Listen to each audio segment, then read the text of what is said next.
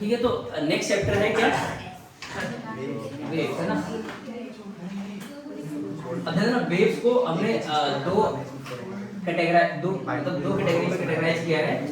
पहला है wave on a string, ध्यान देना, वेव ऑन अ स्ट्रिंग, और दूसरा होगा साउंड वेव ना। दूसरा क्या होगा, साउंड वेव, साउंड वेव,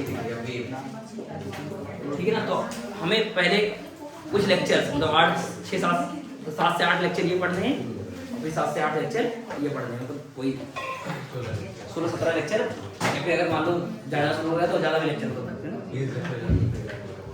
मतलब अगर लंबी क्लासेस लेंगे तो जल्दी हो जाएगा, और नॉर्मली अगर 1 से 1.5 घंटे क्लास लेंगे तो ज़्यादा लेक्चर लेंगे। तो वेव्स को हमने कैटेगराइज किया है कैसे, तो इस दो पार्ट में इसको पढ़ते हैं। एक होता है वेव ऑन स्ट्रिंग, दूसरा होता है साउंड वेव। तो पहले हमें पढ़ना है क्या, वेव ऑन स्ट्रिंग। तो उससे पहले हम समझ लेते हैं वेव क्या होता है ना। तो हेड डालना है सब लोग वेव, तो फिर वेव की डेफिनेशन लिखना है।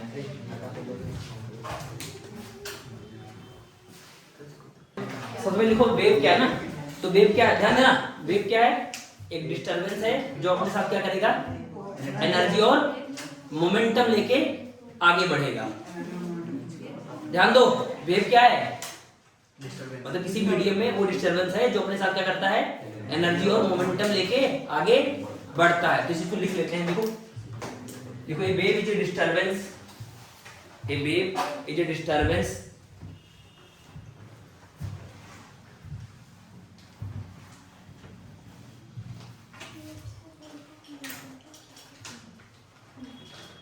which propagate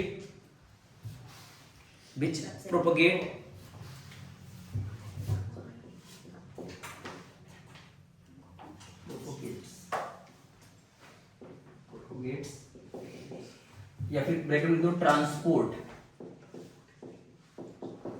which propagates energy and momentum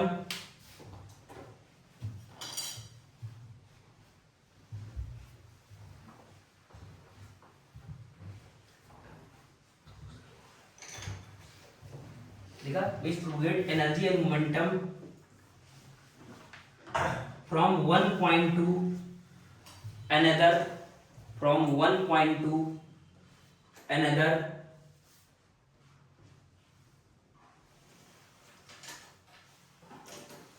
without transfer of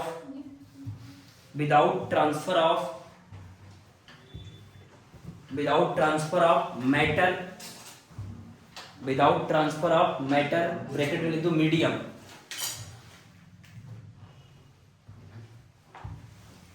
ठीक है ना, तो ये वेव की डेफिनेशन होगी। ठीक है ना, एग्जांपल ले लो, रिपल्स इन अ पॉन्ड है ना, साउंड वेव, स्ट्रिंग वेव, ऐसे बहुत सारे वेव होंगे जिनके एग्जांपल है ना। अब बात करते हैं ना वेव क्लासिफिकेशन की ना, वेव क्लासिफिकेशन की। अब बात करते हैं क्लासिफिकेशन ऑफ वेव की। तो वेव को हम अलग अलग टाइप से क्लासिफाई करते हैं ना। तो पहला है जैसे कि on the basis of necessity of medium, on the basis of necessity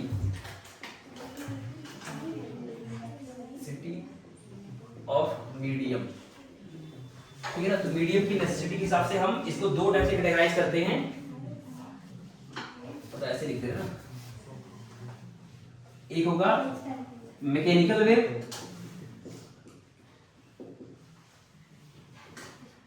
ये लिखते हैं मैकेनिकल वेव, और दूसरा होता है नॉन मैकेनिकल वेव। ठीक है ना। अच्छा, इस मैकेनिकल वेव को ही क्या बोलते हैं, इलास्टिक वेव भी बोलते हैं। क्या बोलते हैं, इलास्टिक वेव। और इसी को और क्या बोलते हैं, इलेक्ट्रोमैग्नेटिक वेव। बातें नहीं करो यार, इलेक्ट्रोमैग्नेटिक वेव। ठीक है ना, तो इसका एग्जांपल क्या है मैकेनिकल वेव का, बोलो। अच्छा, मैकेनिकल वेव का अगर बोलो, मैकेनिकल वेव में क्या होता है, मीडियम की रिक्वायरमेंट होती है ना, मीडियम की रिक्वायरमेंट, तो मीडियम रिक्वायर होता है ना, मीडियम रिक्वायर्ड है। ठीक है ना, एग्जांपल क्या है, मतलब sound wave, wave on string, wave on string, तो इन सब में क्या होगा, मीडियम की रिक्वायरमेंट होगी। वाटर सरफेस वेव,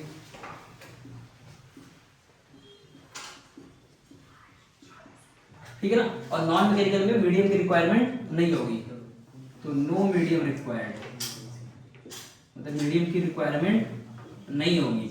तो इसका एग्जांपल क्या है, तो पूरी जो इलेक्ट्रोमैग्नेटिक स्पेक्ट्रम है ना, पूरी इलेक्ट्रोमैग्नेटिक स्पेक्ट्रम है, कौन कौन सी स्पेक्ट्रम है, तो ये पूरा रेडियो वेव, माइक्रोवेव, इंफ्रारेड, क्या था, Ritika Mishra I like you ना, Ritika Mishra I like you, X-ray, gamma ray, ठीक है ना। मतलब यहाँ से यहाँ जाओ तो एनर्जी बढ़ती है, वेवलेंथ घटता है ना, तो radio wave, microwave, infrared, light wave, ultraviolet, X ray, gamma ray, ये सारे क्या होते हैं, क्या होते हैं, इलेक्ट्रोमैग्नेटिक वेव। तो ये सारे कैसे हैं, नॉन मैकेनिकल वेव, मतलब इसको मीडियम की रिक्वायरमेंट नहीं होगी।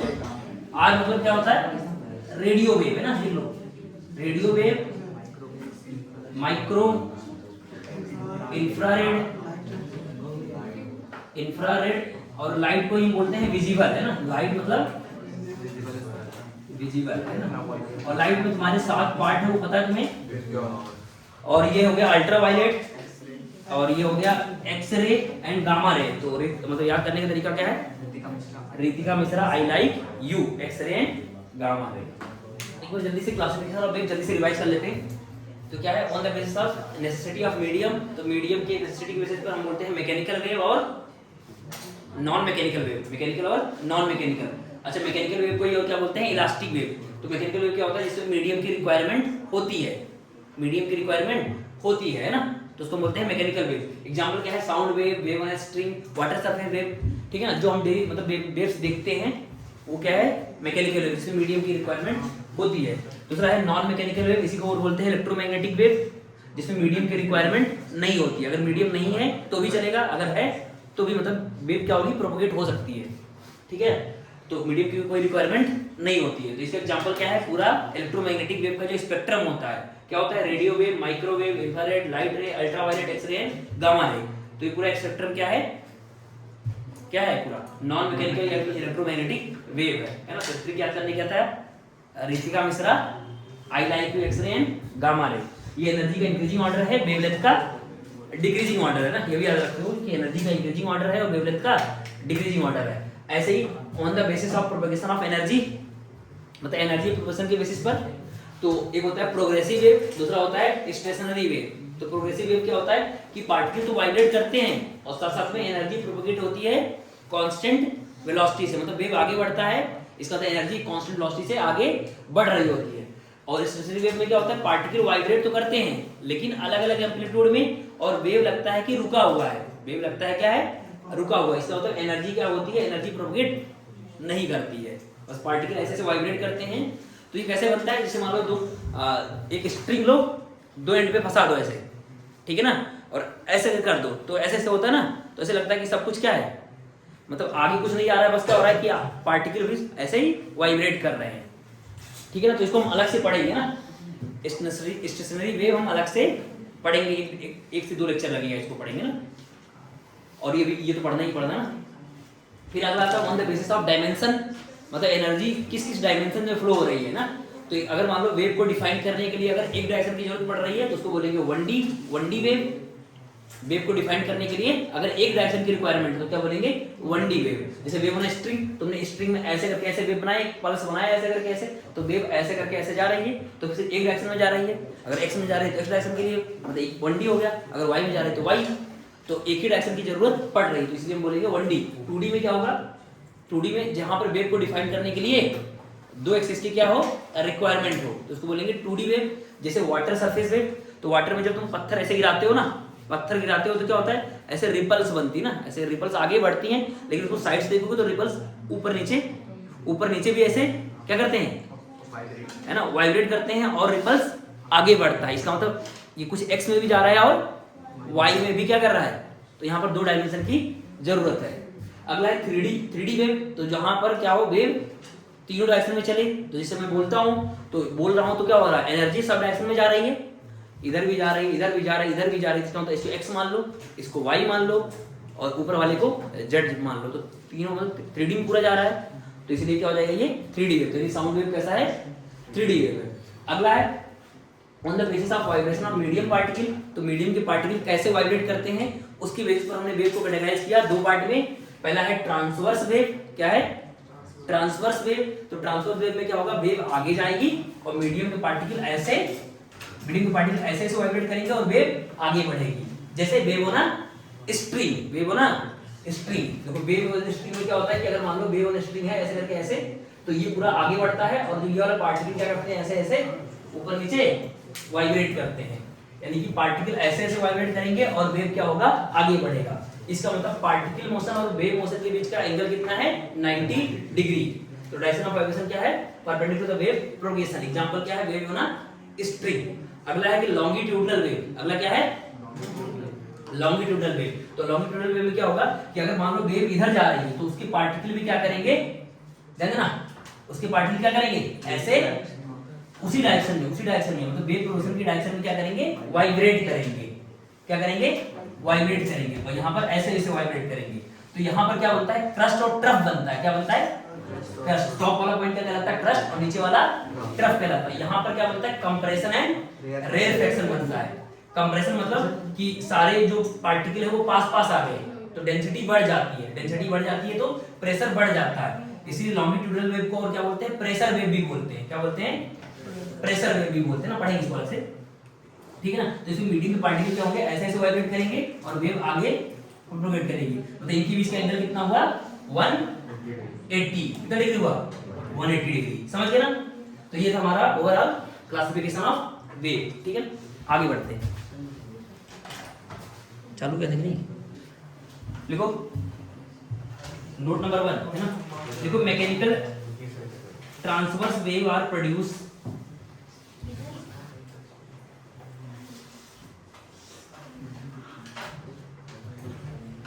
लिख ही देता हूँ, मैं पूरा लिख देता हूँ। ठीक है ना। तो इंपॉर्टेंट नोट में क्या था कि मैकेनिकल वेव क्या होती है? मैकेनिकल ट्रांसवर्स वेव तभी बनती है जब क्या हो? उसमें शियरिंग प्रॉपर्टी हो। शियरिंग प्रॉपर्टी हो, ठीक है ना। तो इसलिए इसको क्या बोलते हैं? शियर वेव या फिर एस वेव। मतलब शियरिंग प्रॉपर्टी मतलब क्या हुआ? इलास्टिक। मतलब तुम्हारा मीडियम कैसा होना चाहिए? इलास्टिक होना चाहिए। तो इसलिए उसको क्या बोलते हैं? इलास्टिक वेव भी बोलते हैं या फिर शियरिंग वेव भी बोलते हैं या फिर एस वेव बोलते हैं। और मैकेनिकल ट्रांसवर्स वेव तभी जनरेट होगा, मतलब कब जनरेट होगा? सॉलिड और सरफेस ऑफ लिक्विड पे। जनरली लिक्विड में नहीं होगा, लिक्विड के बल्क के अंदर, और गैस में तो बिल्कुल ही नहीं होगा। लिक्विड के सिर्फ सरफेस होगा। क्यों? क्योंकि सरफेस टेंशन की वजह से। सरफेस टेंशन की वजह से बोल सकते हो क्या हो जाएगा? इलास्टिक प्रॉपर्टी या फिर शेयरिंग फोर्स आ जाएगा। ठीक है ना। तो जिसमें शेयरिंग फोर्स होगा वहीं पर क्या आएगा? ट्रांसवर्स मैकेनिकल वेव, है ना। और सॉलिड में तो होता ही होता है ना। और लिक्विड और गैसेस में, मतलब लिक्विड में वाटर सरफेस, मतलब सरफेस ऑफ लिक्विड पे आएगा और लिक्विड में तो बिल्कुल नहीं हो सकता, यानी सॉरी गैसेस में बिल्कुल भी नहीं हो सकता। और फिर इसका ये है कि मान लो वेव इन स्ट्रिंग है, तो वेव इन स्ट्रिंग किसका एग्जांपल है? ट्रांसवर्स वेव का। तो ये मान लो बना ऐसे करके, वेव आगे जा रही है और पार्टिकल ऊपर नीचे ऐसे वाइब्रेट कर रहा है। तो यहाँ पर एक बनता है जो मैक्सिमम एम्पलीट्यूड हो, तो वहाँ बनता है क्रस्ट, और इधर बनता है ट्रफ। मतलब यहाँ पर मैक्सिमम और यहाँ पर मैक्सिमम, तो यहाँ क्रस्ट और ट्रफ बनता है। और वेव ऐसे जाती है और पार्टिकल ऐसे वाइब्रेट करते हैं। और अगर लॉन्गिट्यूडनल की बात करो तो लॉन्गिट्यूडनल में क्या होता है? जो वेव ट्रेवल करती है, कैसे ट्रेवल करती है? In the form of compression and rarefaction. Compression कब बनता है? जब पार्टिकल क्या होते हैं? बहुत सारे पार्टिकल एक जगह जा जाते हैं, वहां पर डेंसिटी बढ़ जाती है तो प्रेशर बढ़ जाता है। इसलिए ऐसे वेव को क्या बोलते हैं? प्रेशर वेव भी बोलते हैं ना, प्रेशर वेव भी बोलते हैं। ठीक है। तो कंप्रेशन में क्या होगा? हाई प्रेशर हो जाएगा, और रेयरफैक्शन में क्या होगा? लो प्रेशर, है ना। तो रीजन जहां पर हाई डेंसिटी होगी वहां पर हाई प्रेशर होगा तो कंप्रेशन बोलेंगे, और रीजन जहां पर लो डेंसिटी होगा, मतलब लो प्रेशर होगा, उसको बोलेंगे रेयरफैक्शन, उसको बोलेंगे हाई प्रेशर वाले को कंप्रेशन। और जैसे मान लो एक मैंने स्प्रिंग लिया, स्प्रिंग को क्या किया? स्प्रिंग को ऐसे खींच दिया ऐसे और छोड़ा, तो क्या होगा? तो छोड़ोगे तो बोलोगे सर ये सारे क्या होंगे? जो स्प्रिंग के छल्ले होंगे और पास पास आ जाएंगे तो क्या हो जाएगा? कंप्रेशन आ जाएगा। फिर आगे ये प्रोपगेट होगा, फिर क्या होगा कि यहाँ पर क्या बनेगा? रेयरफैक्शन बन जाएगा, फिर कंप्रेशन आगे बढ़ जाएगा। तो ऐसे ही क्या होगा? कंप्रेशन रेयरफैक्शन ऐसे बनता रहेगा। यहाँ पर क्या बन गया? यहाँ पर बोलोगे सर यहाँ पर डेंसिटी बढ़ गई, प्रेशर बढ़ गया, तो यहाँ पर रेयरफैक्शन कंप्रेशन ऐसे आगे वेव ट्रेवल करेगी। तो इसमें क्या होगा? वेव ऐसे जाएगी और पार्टिकल ऐसे ऐसे वाइब्रेट करेंगे, ऐसे ऐसे वाइब्रेट करेंगे। ठीक है। हाँ, तो इंपॉर्टेंट टर्म में क्या होगा? समझना से, जैसे मान लो मैं वेव ऑन स्ट्रिंग का एग्जांपल लेता हूँ, वेव होना, स्प्रिंग का एग्जांपल लेता हूं, ऐसे करके ऐसे, ठीक है। तो इसको हम क्या बोलते हैं, क्रस्ट बोलते हैं, इसको क्या बोलते हैं, ट्रफ बोलते हैं ना, सी और टी, क्रस्ट एंड ट्रफ, ठीक है। तो पहले टर्म आता है, ध्यान देना, पहले टर्म आता है वेवलेंथ, क्या आता है, वेवलेंथ।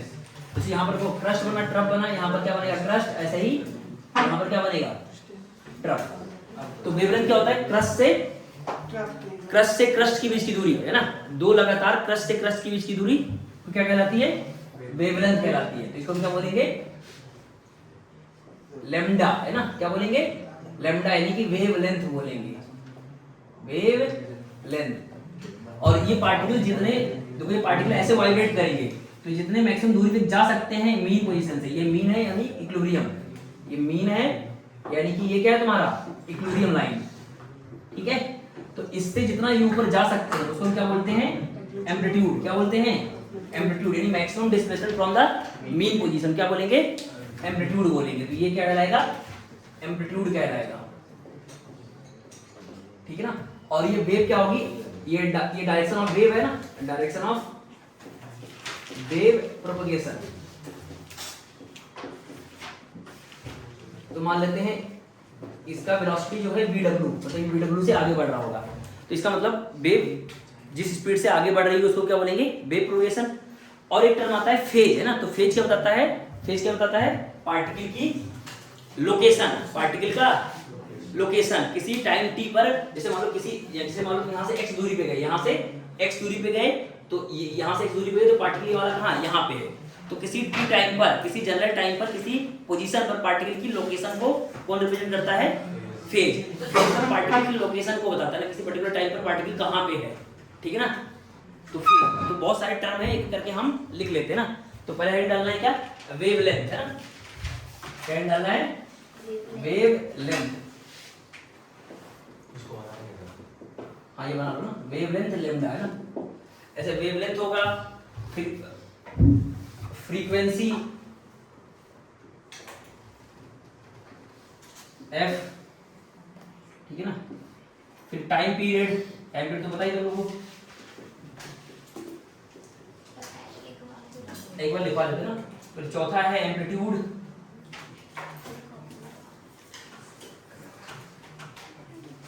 पांचवा है angular frequency, angular frequency omega, amplitude A, ये सब पता होना चाहिए। 6 नंबर फेज, फेज को लिखते हैं फाई से।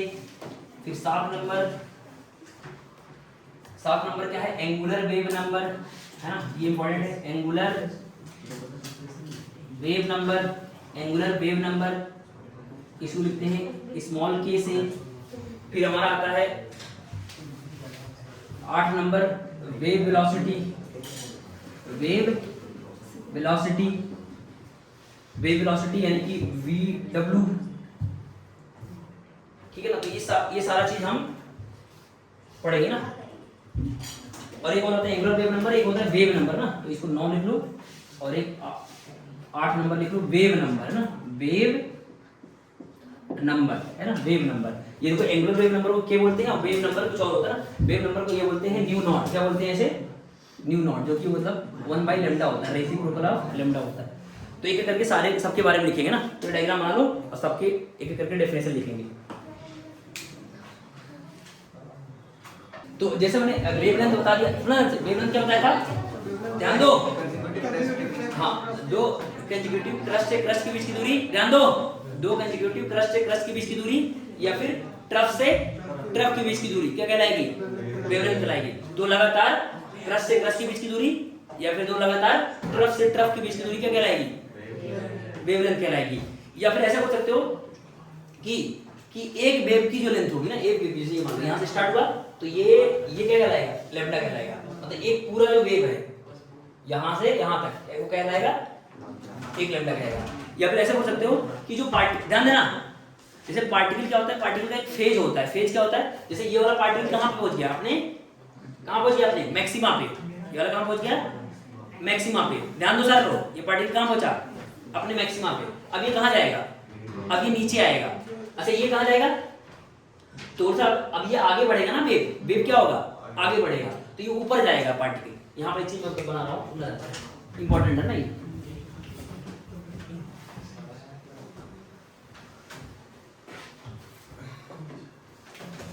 ध्यान दो सारे लोग ना,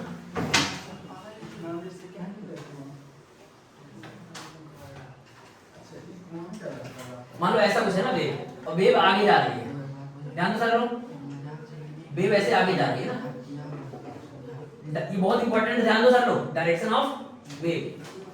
अब सुनना ध्यान से सब लोग, वेव किधर जा रही है, आगे जा रही है। अच्छा कुछ समय बाद क्या होगा, तो बोल सकते, ये मान लो t बराबर 0 की सिचुएशन है ये, तो वेव क्या होगा, थोड़े समय बाद थोड़े आगे बढ़ जाएगा, मतलब ये वाला जो ये किधर जाएगा, आगे भाग जाएगा ना, अरे किधर भाग जाएगा, आगे।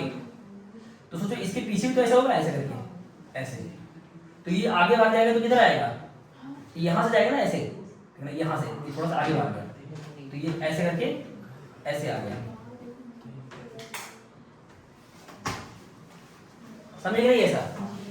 फिर अगले अगले सेक्शन में क्या होगा, ये और आगे बढ़ेगा, ये और आगे बढ़ेगा। तो बताओ कि ये वाले पार्टिकल आगे बढ़े क्या,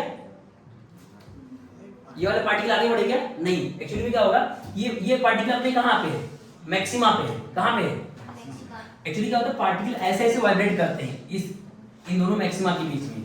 तो सोचो अगर ये पार्टिकल अपने मैक्सिमा पे किधर जा रहा होगा अभी, तो सर अपने मैक्सिमा पे पहुंच चुका है, अपने मैक्सिमा पे, अब इसकी आने की टेंडेंसी किधर होगी, नीचे। अच्छा ये तो इसका मैक्सिमा आना, ध्यान दो, इसका मैक्सिमा आना बाकी है, इसका मैक्सिमा आना क्या है, बाकी है। तो सर वेव आगे जा रही है, वेव क्या जा रही है, तो इसका मतलब ये किधर जाएगा, ये वाला पार्टिकल ऊपर जाएगा, तभी तो लूप आगे बढ़ेगा, तभी तो लूप क्या होगा, अरे लूप आगे बढ़ेगा तो ये पार्टिकल किधर जाएगा, ऊपर, यानी यहाँ वाले सारे पार्टिकल किधर जाएंगे, किधर जाएंगे, ऊपर, ये वाले ऊपर, ये वाले ऊपर, ये वाले ऊपर, है ना, ये वाले किधर जाएंगे, ये वाले ऊपर। अच्छा ये वाले किधर जाएंगे, तो सर ये नीचे जाएंगे ना यार, अब इसके देखो ये अपने मिनिमा पे आ चुका, तो ये भी इसका भी तो मिनिमा आएगा, तो किधर जाएगा, ये किधर जाएगा, ये किधर जाएगा, ये वाला पार्टिकल नीचे, ये वाला ये नीचे, ये ऊपर, ये ऊपर, ये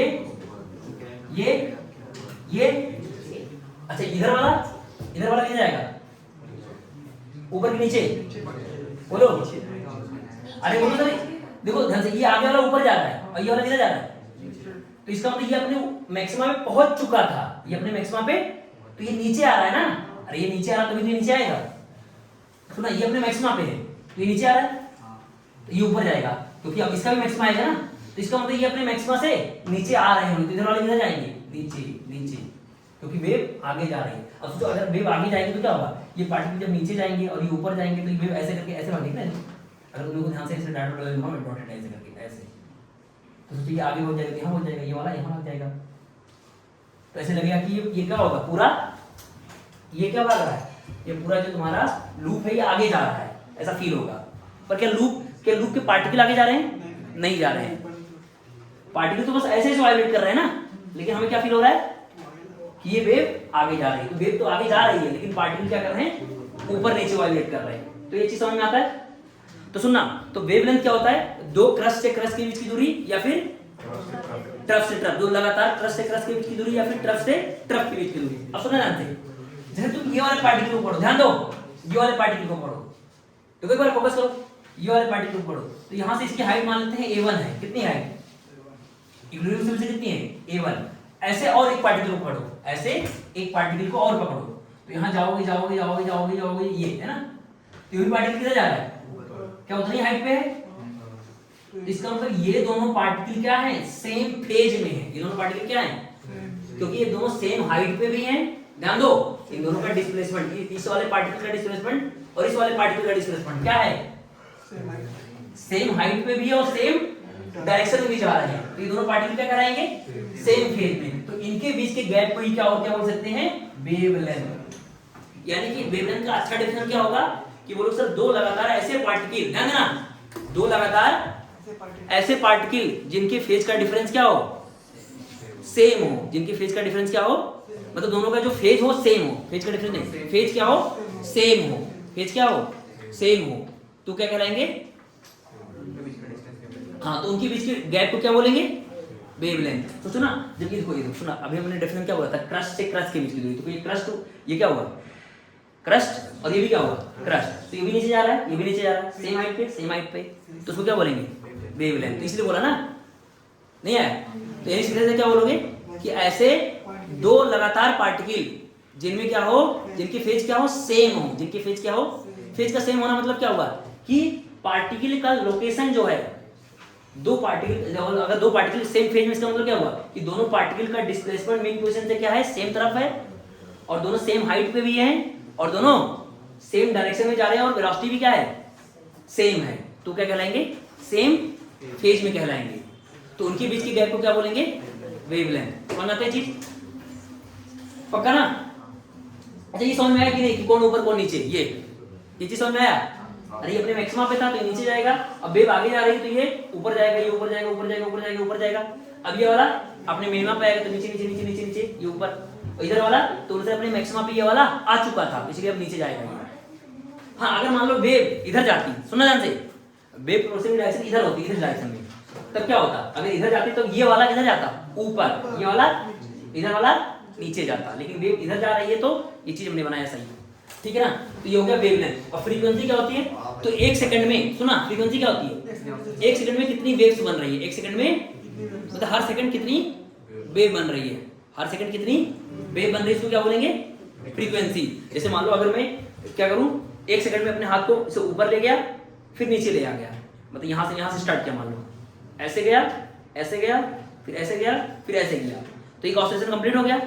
तो एक ऑसिलेशन में कितनी वेव बनेगी? एक वेव बनेगी। तो अगर ये चीज मैंने एक सेकंड में कितनी बार, 4 बार कर दिया, तो फ्रीक्वेंसी कितनी हो जाएगी? 4 हर्ट्ज हो जाएगी। कितनी हो जाएगी? 4 हर्ट्ज, है ना? समझ रहा? मतलब ऐसे किया, मतलब इस स्प्रिंग को पकड़ा, मतलब स्ट्रिंग को पकड़ा ऐसे करके, और ये मान लो इक्विलिब्रियम पोजीशन थी, ऐसे ले गया तो एम्पलीट्यूड हो गया ये, फिर नीचे लाया, फिर नीचे ले गया, फिर ये, तो एक वेव बन गया। अगर इस प्रोसेस को मैंने एक सेकंड में कितनी बार किया? 4 बार, तो फ्रीक्वेंसी कितनी हो जाएगी? 40, मतलब 4 हर्ट्ज, है ना? यानी एक सेकंड में अगर मैं 4 बार रिपीट करता हूं तो फ्रीक्वेंसी क्या हो जाएगी? 4। अब टाइम पीरियड क्या होगा? टाइम पीरियड तो बोलो सर, एक वेव बनाने में जितना समय लगेगा, समझ आ रहा है?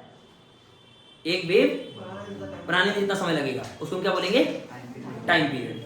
मतलब एक वेव जितना, जैसे मान लो ये वेव, सुना, ये वाला पार्टिकल मान लो यहां से ट्रेवल करते हुए यहां पहुंच गया, पार्टिकल ट्रेवल नहीं करता, वेव ट्रेवल पहुंच गई ना, वेव। जैसे ये क्रस्ट कहां से कहां पहुंच गया? यहां से क्रस्ट, ये वाला क्रस्ट मूव करके यहां पहुंच गया। पर क्या पार्टिकल मूव करते हैं? नहीं मूव करते ना। बस ये क्या लगेगा कि हाँ, ये वाला क्रस्ट यहां से यहां पहुंच गया, तो पार्टिकल तो वाइब्रेट करते हैं, तो ये आगे जाएगा, ऊपर जाएगा, ऊपर जाएगा, ऐसे करते करते यहां जाएगा। तो एक क्रस्ट, मतलब एक वेवलेंथ चलने में, है ना, एक वेवलेंथ चलने में जो समय लगेगा, वेव को एक वेवलेंथ चलने में जो समय लगेगा उसको क्या बोलेंगे? Time period. या फिर बोलोगे सर एक वेव बनाने में जो समय लगेगा उसको क्या बोलेंगे? Time period. अब आता है एंगुलर फ्रीक्वेंसी ना, एंगुलर फ्रीक्वेंसी। ध्यान देना, एंगुलर फ्रीक्वेंसी क्या होती है? तो बोलो सर देखो, जब तुम ऊपर गए कितना एंगल, अगर मान लो एंगल की बात करो तो कितना एंगल घूमे? 90, फिर 90, फिर 90, फिर कितना? 360, यानी कि पूरा 2 पाई, यानी कि पूरा एक ऑसिलेशन करने में कितना, मतलब बोल सकते हो कि पूरा एक ऑसिलेशन कंप्लीट करने में कितना एंगल घूमते हो? 2 पाई। तो 2 पाई एंगल हुआ, 2 पाई क्या हुआ? एंगल हुआ। तो अब एंगुलर हम बताएं एंगुलर वेलोसिटी क्या होती है? कितना एंगल घूमे पर यूनिट टाइम। तो उसके करस्पॉन्डिंग जो होगा वो क्या होगा? एक एंगुलर फ्रीक्वेंसी होगी, एंगुलर फ्रीक्वेंसी होगी। समझ? जैसे टाइम पीरियड की करस्पॉन्डिंग क्या है?